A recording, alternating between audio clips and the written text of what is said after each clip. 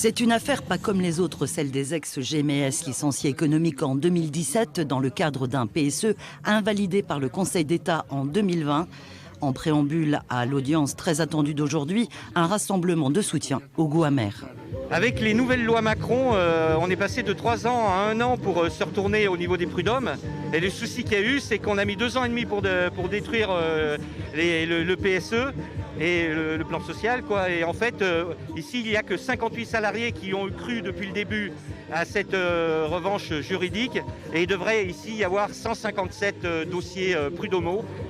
L'audience s'est tenue dans 2 salles distinctes en raison du contexte sanitaire.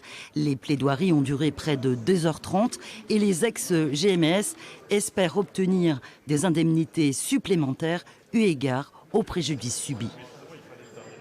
On demande 50 000 € par salarié, mais la partie adverse demande que ça soit individualisé. Mais ce qu'il y a, c'est qu'il y a des jeunes qui ont été licenciés dans des situations particulièrement difficiles.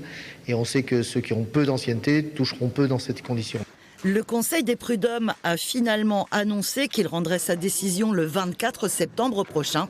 Les ex-GMS restent déterminés. On a fait une demande. Le juge ne veut pas statuer au-dessus d'une demande présentée. Maintenant, il appréciera en fonction du préjudice de chacun. On s'est attaché à donner des éléments très précis sur le préjudice moral. Mais vous savez, 50 000 €, pour moi, c'est même pas beaucoup, quoi, par rapport à l'ampleur de ce préjudice. D'autres étapes judiciaires attendent les salariés de l'usine de la Souterraine qui ont attaqué le groupe Altia pour abus de biens sociaux. Puis viendra le tour de PSA et Renault, leurs donneurs d'ordre qu'ils tiennent pour responsables.